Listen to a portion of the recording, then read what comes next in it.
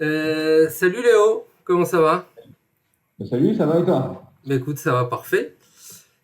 Pour commencer, afin de mettre tout le monde au courant, est-ce que tu nous présenterais le groupe Freyja? Oui, bah écoute, déjà merci pour l'invitation, ça fait vachement plaisir. C'est important pour nous de communiquer sur ce projet. Donc, écoute, Fria, c'est d'abord l'histoire de deux potes de longue date. On vient tous les deux du Sud, Aix-en-Provence, Marseille. Et on a, bon, certes, des origines européennes diverses, mais on se connaît depuis 20 ans. Et on a monté plusieurs groupes ensemble à l'époque quand on était plus jeunes.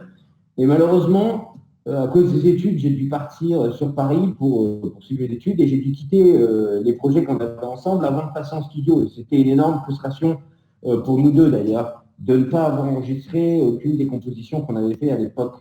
Matt, de son côté, il a une formation musicale très importante de plusieurs années et il est resté dans le Sud, il a continué beaucoup de projets dans des formations diverses à différents postes. Il a été batteur, il a été bassiste, il a été guitariste.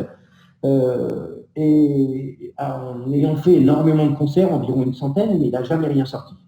En termes de physique ou numérique, mais en tout cas aucun enregistrement type studio. Et c'est vrai que c'était une énorme frustration pour les deux, ce qui fait qu'on a désiré composer, regrouper, refaire ce groupe pour justement exprimer ce qu'on n'avait pas eu l'occasion d'exprimer et d'enregistrer à l'époque, mais également les fonds en live, je pense qu'on en parlera après. Voilà, pour présenter les deux, donc c'est un groupe qui est composé de deux membres. Il y a d'abord donc Matt, comme je l'ai dit, qui a une formation importante musicale à différents postes, qui lui s'occupe donc de la composition, guitare, basse, batterie, mix et mastering. Et moi, donc Léo, je m'occupe de la composition des lignes de chant, j'écris les textes, je fais aussi les montages vidéo et la communication. C'est vrai que lui, il a une expérience musicale très importante, moi un peu plus réduite, quoique quand même de plusieurs années, dans des projets assez divers. J'ai fait du reggae aussi, je fais du rap, j'ai fait un peu d'électro également, j'ai fait différents projets, toujours avec l'importance de l'écriture, qui est d'ailleurs maintenant mon métier. Je vis de mon écriture, j'ai la chance de ce privilège-là. Et voilà, dans ma démarche, l'important est de transmettre un message à travers la musique. Et sur ça, avec Mad, on se rejoint énormément sur l'importance de donner du sens aux propositions qu'on fait pour définir le groupe. Et justement, avant d'aller un petit peu dans la composition, comment un mec d'Aix-en-Provence et un mec de Marseille prennent comme nom de groupe Freya, nom d'une divinité nordique? Alors justement, on s'appelle Freya, donc comme tu l'as bien dit, c'est une déesse associée à l'amour, la beauté, la fertilité, le sexe et la guerre, dans le paganisme nordique. C'est vrai que pour nous, c'était important, ce nom, il correspondait exactement à ce qu'on voulait pour différentes raisons. Premièrement, on est d'origines diverses, donc certes, on vient d'Aix-Marseille, mais on a des origines diverses. Mon père est d'origine nordique, ma mère d'Algérie, et Mathias, lui, a des origines du sud de l'Europe. Pour nous, on avait une identité européenne qui était très importante à défendre et on voulait mettre en exergue cette dimension européenne et non pas uniquement du sud de la France. On voulait aussi exprimer une recherche de puissance dans notre son, qui je pense s'entend immédiatement. Mais également, on voulait une référence féminine, parce qu'on considère que dans le genre musical, et malheureusement comme dans beaucoup d'autres, on manque cruellement de femmes et on trouvait ça extrêmement dommage. Donc on voulait une connotation féminine au nom de notre groupe. Et enfin, on voulait un nom qui ressemble à nos compositions, court, simple et qu'on retienne facilement. Parce que justement, là, vous avez sorti un EP la semaine dernière. C'est Donc, exact. euh, Exactement. donc comment vous avez composé? Donc toi, tu fais les paroles. Ouais. Mad, il fait la musique. Vous faites ça chacun de votre côté. Vous vous appelez. Comment ça se passe? Alors en fait, donc déjà, ça fonctionne de manière très fluide parce qu'on se connaît depuis qu'on est très très jeune. Donc on se connaît déjà depuis à peu près 20 ans, donc déjà les relations sont très fluides, on se connaît extrêmement bien, donc ça permet déjà d'avoir des échanges très fluides. Mais ce qui nous a réunis au final, c'est le confinement.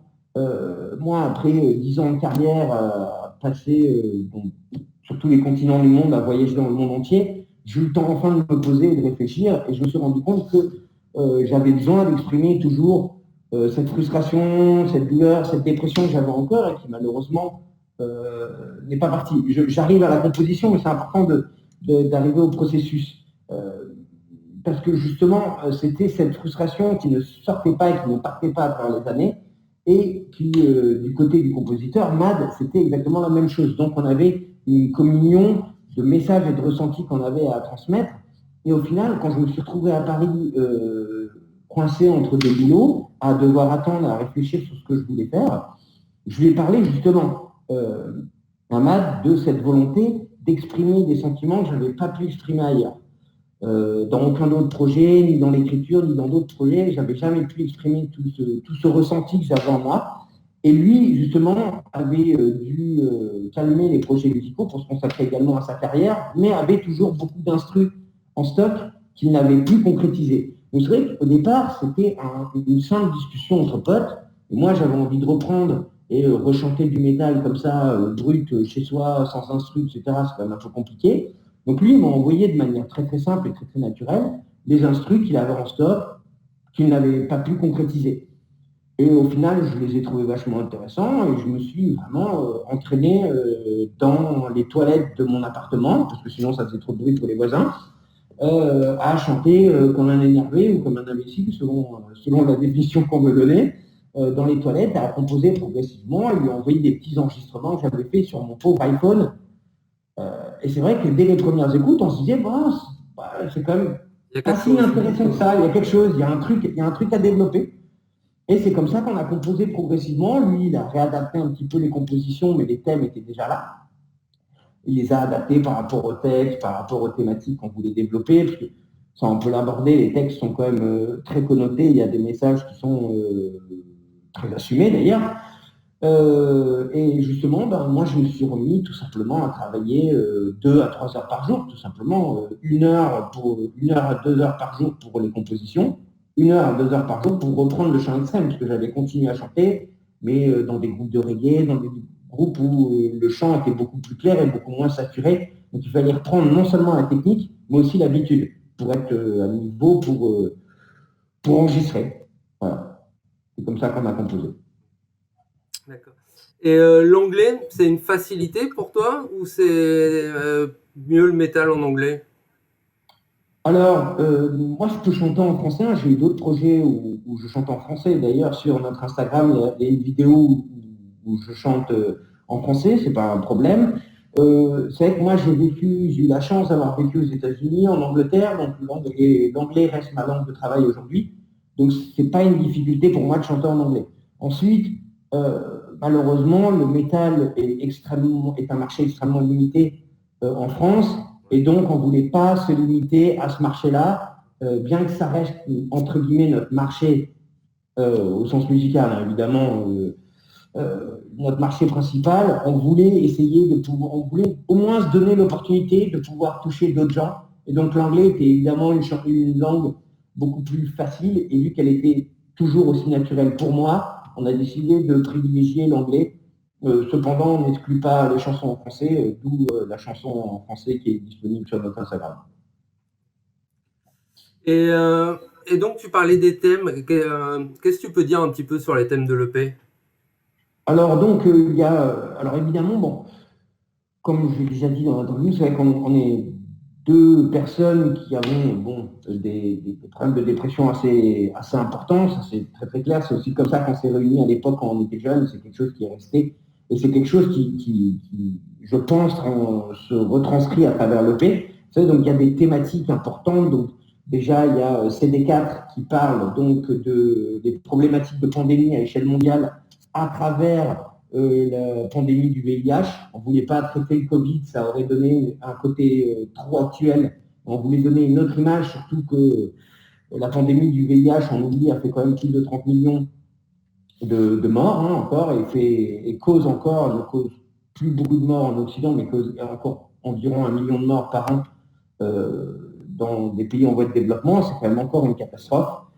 Et on voulait donner donc déjà ce rapport, et ça parle donc justement de la problématique des pandémies à échelle sociale, mais également les pandémies à échelle personnelle, au sens de la maladie, comment vivre avec la maladie, notamment d'un point de vue social, la relation avec les autres. Donc justement, donc le refrain parle de la dépendance de sa vie à une simple pilule. Donc, voilà, c'est ça la thématique. On a d'autres thématiques comme Stuka qui parle de l'impact mental et l'impact psychologique de la guerre. Je rappelle, Stuka, c'était l'avion allemand lors de la Seconde Guerre mondiale qui était connu pour quand il descendait, il avait une sonnerie qui apeurait tous les habitants qui étaient à proximité. Et donc, c'était pour moi l'exemple typique de la guerre psychologique qui devient un des modes de combat d'aujourd'hui et justement le caractère déstructurant psychologiquement que peut apporter la guerre. On a des thématiques plus personnelles comme Colin qui traite de la volonté de tentative de suicide. On a des thématiques comme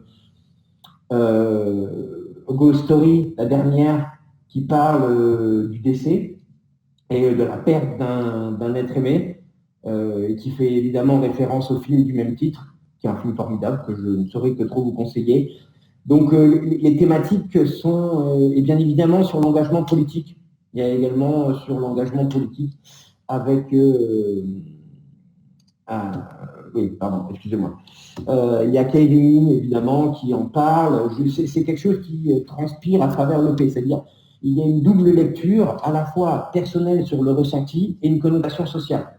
Que ce soit CD4, que ce soit Stuka ou que ce soit Ghost Story, il y a toujours cette double dimension de la perception psychologique et l'engagement social qui est pour nous une dimension extrêmement importante. Et d'ailleurs, elle se retranscrit à travers tous les centres qu'on a choisis qui ont une connotation historique précise et voulue. D'accord. Et tu dirais que c'est un EP noir et pessimiste ou au contraire c'est un peu porteur d'espoir? Bon, c'est plutôt, je dirais, c'est plutôt un EP exutoire pour nous. C'était l'opportunité pour nous vraiment de retranscrire nos émotions qu'on a pu avoir ces dernières années. C'est quelque chose qu'on veut transmettre, c'est quelque chose qui, je pense, qui en tout cas on veut, qui transpire l'honnêteté. Après, libre à l'auditeur de percevoir ce EP comme il veut. En tout cas, nous, on le veut le plus honnête possible. En effet, on a des tendances personnelles un peu sombres. Donc évidemment, c'est extrêmement sombre. Cependant, il y a un message porteur d'engagement, porteur de progrès. Moi, pour ma part, j'ai des engagements progressistes et également pro-LGBT dont je fais partie, c'est très explicite. Et donc, on a un engagement social qui également se retranscrit à travers l'EP. C'est vrai que la connotation et les thématiques sont très sombres, mais on essaye de porter un espoir. Et d'ailleurs, cette EP, en fait, pour nous, est aussi un espoir parce que c'était une de nos grandes frustrations de jamais avoir sorti quelque chose, alors que ça fait des années qu'on joue ensemble, on avait fait énormément de projets et on n'avait jamais sorti quelque chose dont on était très fiers. Et c'est le premier résultat dont on est très fiers qu'on sort. Donc pour nous, c'est également pour nous un message d'espoir et on espère aussi pour les autres. Et j'imagine qu'il y a la saveur de l'avoir fait entre vous deux, potes depuis 20 ans. T'aurais peut-être été content de sortir un disque, mais un peu moins si c'était avec d'autres gens. Ah ben complètement, ça a une dimension personnelle. C'est clair que sortir avec ça avec un de ses meilleurs amis, en plus avec le soutien de nos autres musiciens qui faisaient partie du groupe, parce que celui qui a fait les visuels, c'était l'ancien batteur d'une de nos formations. Un de nos amis également, qui était le guitariste, s'occupe un peu, me soutient en termes de communication. Donc ça reste une dynamique de famille, d'amis, et on reste tous impliqués dans le même projet. C'est une première étape d'un projet qui désormais, d'un point de vue musical, est défendu par deux musiciens, mais qui en fait derrière regroupe une sorte de famille au sens très large du terme. Et donc pour nous, c'est une première étape qui, on l'espère, en amènera à d'autres. Ok. Donc toi, tu as écrit sur des thèmes qui t'étaient chers. On a Mad qui, lui, a composé la musique, il te renvoyait des nouvelles moutures. Comment vous êtes arrivé à enregistrer? Alors bah ça, justement, donc, au bout d'un moment, au bout de plusieurs mois de travail, tout simplement, moi, j'ai été nommé à mon prochain poste et je devais partir. Et on savait bien qu'on avait une fenêtre d'opportunité, qu'on avait le temps pour enregistrer. C'était la fin du confinement. On savait que c'était l'opportunité où il fallait enregistrer maintenant, au moins pour en avoir une trace et pour décider de ce qu'on en faisait. Parce qu'au final, je rappelle, à cette époque-là, Mad, de son côté, n'avait que l'enregistrement avec mon iPhone. Donc lui ne savait même pas, il savait à peu près ce que ça allait donner, mais à peine, avait une vague idée. Donc on a tout simplement repris la maison de mes parents, on se remercie d'ailleurs au passage, et puisqu'ils avaient une grande chambre d'amis qui nous permettait d'installer tout le matériel et de pouvoir trier tranquillement. Et on a enregistré tout ça sur un week-end. En un week-end, en travaillant beaucoup, hein, c'était très intense, mais en un week-end, on a enregistré l'ensemble. Au départ, c'était pour voir ce que ça allait donner, ce que ça pouvait donner, parce que lui, c'était la première fois qu'il me entendait chanter depuis presque 10 ans. On a tout enregistré. Très sincèrement, par peur d'être déçu du résultat, on n'a pas ouvert les pistes pendant bien 2 mois. On était effrayé du résultat, je ne le cache pas. Et au final, on s'est décidé à ouvrir les pistes. Au final, on a été extrêmement surpris de l'efficacité des compositions. On s'est dit, il faut le sortir. Il y a énormément d'imperfections, mais c'est l'opportunité, il ne faut pas rater cette opportunité de le sortir, même malgré les imperfections, etc. Le projet est suffisamment intéressant, suffisamment efficace. En tout cas, on en est suffisamment fiers pour le présenter aux autres. C'est ce qui nous importait le plus. Donc, à partir de là, MAD a passé 3 semaines à mixer et masteriser l'ensemble en y consacrant énormément de temps et d'ailleurs en se formant aux nouvelles techniques parce qu'il n'avait pas les dernières techniques. Moi, entre-temps, je me suis formé aussi sur les questions de montage vidéo que je n'avais jamais touché et aussi de communication. Moi, j'en avais fait, mais à un niveau beaucoup plus institutionnel. Et voilà, c'est au final cet aboutissement qui au final n'était absolument pas prévu. Freya, pour nous, c'est un projet extrêmement important parce que ça exprime des émotions qu'on avait besoin de transmettre. Mais au final, c'est un projet de 2 potes qui a grandi beaucoup plus vite que ce qu'on attendait, très sincèrement. Donc on est extrêmement surpris et extrêmement agréablement surpris des retours extrêmement positifs de l'EP, mais il est très clair que c'était absolument pas prévu et qu'on avait prévu une montée en charge beaucoup plus lente et progressive, on va dire. Mais non, mais c'est tant mieux et c'est normal parce que moi, vendredi dernier, j'écoute les petites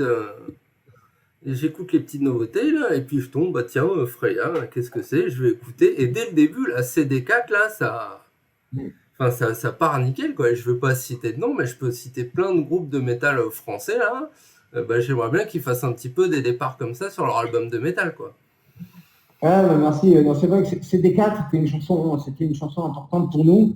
En plus, comme je l'ai dit, je fais partie de la communauté LGBT. C'est très clair qu'évidemment, traiter de la question du VIH, qui a été une épidémie extrêmement dévastatrice pour cette communauté, était extrêmement important pour moi. Et c'était une chanson qui le portait bien, justement, cette âme, cette volonté d'agir. Et justement, avec ce sample qui est une manifestation de ACT UP dans les années 90 qui voulait pousser Reagan justement à agir contre le VIH avec une conclusion Remember to vote. Et donc justement cet appel à l'action à la fin de la chanson qui était pour nous la chanson étendard qu'on voulait mettre très clairement dès le début. On a choisi Stuka comme premier clip parce que c'était la plus énervée, la plus frontale et on trouvait que c'était la plus facile à lire pour un auditoire qui voulait nous découvrir. Alors qu'on trouvait CD4 certes très efficace, mais qui passait du chant clair au chant saturé, chant clair, chant saturé. On se disait que c'était peut-être moins efficace partir directement sur du puissant type Stuka en clip. Et après, le prochain clip sera CD4 qui justement montrera une autre palette, certes une palette toujours aussi dynamique, mais une palette un peu plus complète, alors que Stuka est évidemment un peu plus frontale et directe. Et ça a dû te changer, toi, justement, là, quand tu parles des alternances de son de voix, là, quand tu viens du reggae. Oui. J'imagine que tu chantais pas du tout pareil, là, oui, t'as fallu un temps de réadaptation, non? Oui, c'est-à-dire que alors j'ai eu la chance, je pense que j'ai eu la chance d'avoir des goûts très éclectiques. Moi, au départ, venant du sud de la France et ayant fait du sport de haut niveau au basket, évidemment, j'étais formé et baigné dans le hip-hop. De toute façon, on n'a pas trop le choix. Mais encore une fois, c'est pas une critique, c'est un style que j'écoute beaucoup et j'apprécie énormément. Mais c'est vrai que du coup, c'est mes amis, et justement, ces amis-là, avec qui maintenant j'ai composé cette EP, qui m'ont amené au métal. Et pour une raison très simple, c'était que déjà adolescent, j'adorais le rap, mais je trouvais que d'un point de vue émotionnel, il manquait quelque chose. Et c'est en découvrant le métal que j'ai eu vraiment cette espèce de possibilité d'expression qui me correspondait. Mais j'ai toujours gardé cette ouverture sur différents styles. Donc, encore une fois, je fais du reggae, j'ai aussi d'autres groupes qui étaient plutôt Incubus, Radiohead, et j'ai fait aussi du rap. Donc, j'avais déjà cette palette d'expériences qui m'a permis de jouer. C'est vrai que le plus gros du travail, ça a été d'être en capacité non seulement de produire les notes, mais de pouvoir passer des différents styles de chant de l'un à l'autre immédiat, sachant qu'encore une fois, il y a certaines chansons dont c'est la première prise ou seconde prise, allez, seconde prise, au chant. Donc, le plus important était d'être en capacité de passer ça a vraiment été le challenge, le défi, pardon. Le défi au terme de chant, ça a vraiment été de passer, d'être en capacité de changer de style. Mais ça a été permis grâce au fait que j'ai eu différents groupes de différents styles, et ce qui fait que j'avais appris différentes techniques de chant. L'enjeu, voilà, était de les imbriquer. Ça, c'était compliqué. Mais sinon, moi, la question n'est pas d'actualité immédiate parce que le Covid empêche de faire des concerts en France. Mais dès que tout ça sera fini, vous êtes chaud ou pas? Ah bah grave, nous, c'est vrai qu'on est une génération où les sorties musicales doivent être défendues en live. Nous, c'est une grosse frustration de ne pas pouvoir le faire. Donc, et d'ailleurs, notre expérience, notamment pour Mad, est très importante en live. Lui, il a dû faire une centaine de concerts environ, moins 40-50. Mais donc, on a une expérience, pas au sein de Priam, on a une expérience live importante. Et pour nous, le but est de le défendre en live. Après, pour nous, on commence à essayer de démarcher, mais pour le moment, personne n'a une visibilité très claire. Donc, voilà. Cependant, vu que les retours de l'EP sont très positifs, on compte bien le défendre sur scène, ça c'est très clair. La question de quand, ça va être beaucoup plus incertain, on va dire ça. Et alors, comme vous êtes que deux, vous allez être deux sur scène ou vous allez prendre justement toute cette famille dont tu parlais? Alors ça justement, c'est en discussion. Alors déjà, premièrement, une raison très basique. Pour le moment, on ne dispute pas de budget pour recruter des musiciens. Donc, s'agissant de la basse, Mad, qui a d'ailleurs été bassiste, comme j'ai déjà dit, dans de nombreuses formations, lui utilise une technique pour doubler automatiquement le son de basse sur la base de sa guitare. Donc ça, en live, c'est quelque chose qu'il peut faire et qui est très efficace, qu'on a déjà testé et qui fonctionne bien. En tout cas, pour les premiers lives, pour la taille de scène, le type de scène qu'on aura, ce sera largement suffisant. Après, si on monte en gamme, il faudra chercher d'autres solutions. Étant tous les deux fans d'électro et d'industriel, on voudrait prendre cette opportunité des premiers lives pour justement jouer sur une boîte à rythme, sachant qu'on a l'habitude de jouer au clic. On a tous les deux une formation musicale suffisante on a déjà joué au clic. En profitant de l'occasion pour prendre un pari un peu plus industriel. Parce que c'est vraiment un style de musique qu'on aime beaucoup. On écoute encore énormément Nine Inch Nails ou d'autres groupes. Et pour nous, ce serait une opportunité de tester ça. Et ça, c'est dans un premier temps. À terme, si évidemment les concerts marchent bien et que l'EP prend et que les prochains projets continuent à prendre de l'ampleur et qu'on commence à dégager un budget, il est clair qu'on recrutera à minima un batteur. Mais évidemment, il faut que, les salles de concert réouvrent et que, on ait suffisamment de dates et d'entrain pour le projet pour que ce soit intéressant à la fois pour nous et à la fois pour le batteur. Pour pas faire former un batteur sur tous nos projets, pour faire 3 concerts, ce ne serait pas efficace ni pour nous ni pour lui. Donc, pour le moment, on va défendre le P comme ça. Et ensuite, on met en compte bien, en effet, à minima, recruter un batteur de live si ça prend autant que prévu. Alors, donne-nous un petit scoop là. Est-ce que vous êtes déjà, sachant que le pays fonctionne bien là, ça commence à composer déjà? Oui, alors, on a déjà quelques instrus en stock. Alors, toujours sur la même base, il envoie quelques instrus, des pré-compositions, on débat des thèmes. Je commence à proposer des lignes de chant, les valide. Je propose des structures de texte et on réadapte l'instru sur cette base-là.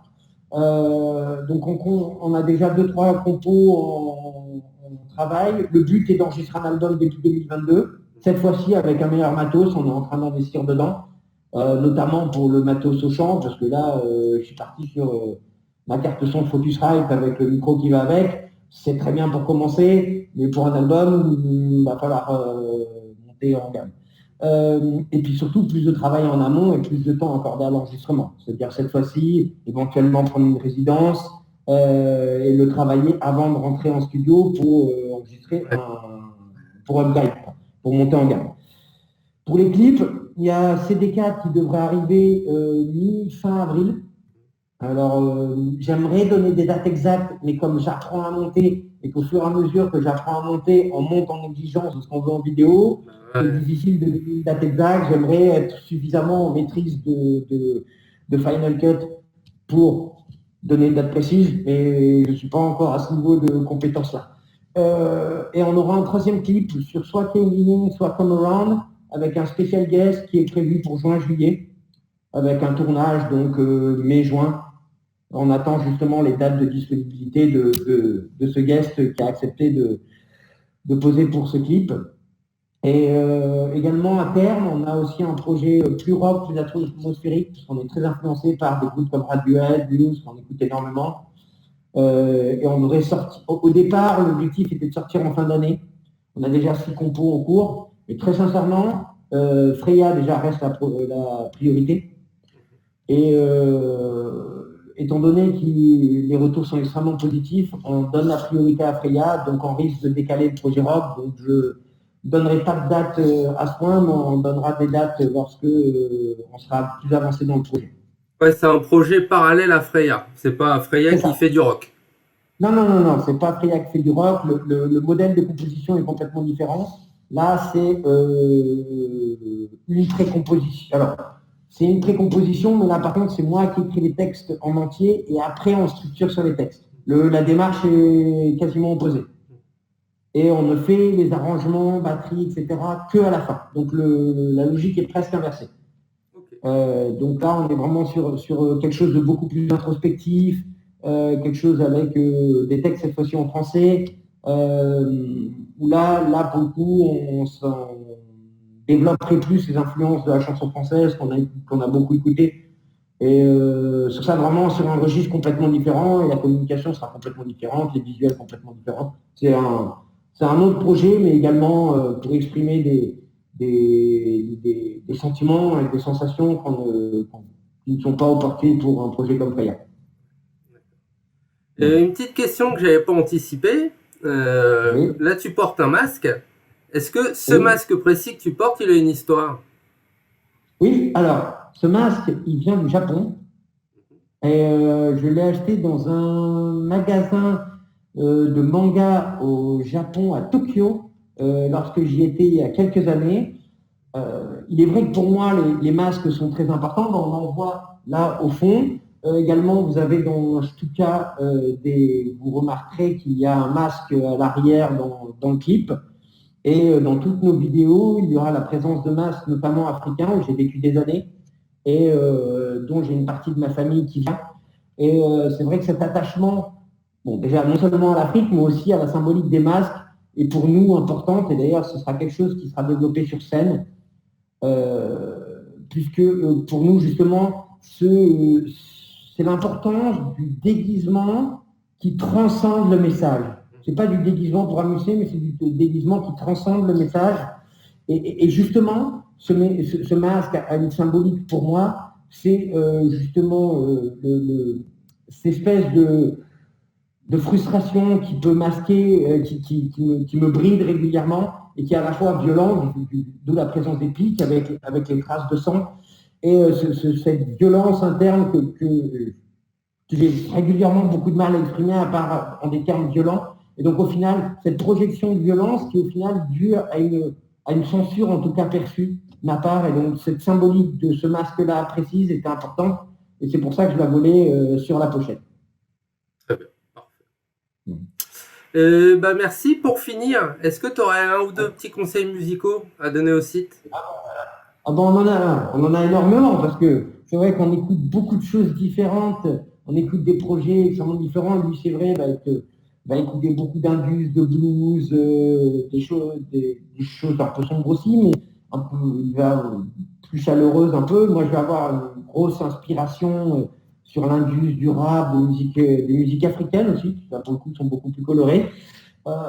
Bon, déjà, nous, ce qu'on écoute, alors, moi, pour ma part, évidemment, étant fan de rap et notamment de la scène anglaise, je ne saurais que trop vous conseiller les derniers albums de trap metal de Scarlord et Gossman, que moi, je trouve incroyable, absolument incroyable.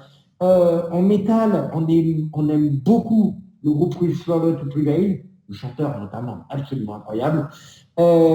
Zil Ardor, l'influence blues metal, que moi, je trouve des compositions incroyables. En chanson française, j'aime beaucoup Iseult, qui a fait un album magnifique. J'étais pas super fan de ce qu'elle faisait dans les émissions de télé, mais je trouve que son album sonne extrêmement sincère, c'est magnifique. J'avoue, pareil, le dernier projet d'SCH, notamment sur le travail des textes, est extrêmement intéressant. Franchement, la liste est extrêmement longue. Je peux passer à écouter de la pop comme Olivia Rodrigo, je trouve que le dernier album est formidable aussi. À de l'indus, genre Laibach, le groupe allemand Laibach, Laibach, incroyable. De l'indus très lourd. Ou le dernier album de Left to Suffer. Left to Suffer, le dernier album, est extrêmement agressif, avec des textes magnifiques. Nous, ça, on adore, on écoute beaucoup. Bon, après, je pourrais vous conseiller des chansons africaines et du dancehall, mais je vais m'arrêter là. Ça on va va. rester dans la politique. Eh ben, merci beaucoup, Léo. Merci. Et longue vie à Freya. Merci à vous, merci pour l'opportunité. Ça nous fait extrêmement plaisir de pouvoir communiquer avec une chaîne dont on adore les chroniques et on espère vous revoir bientôt et vous voir tous en concert et n'hésitez pas à nous suivre sur les réseaux sociaux.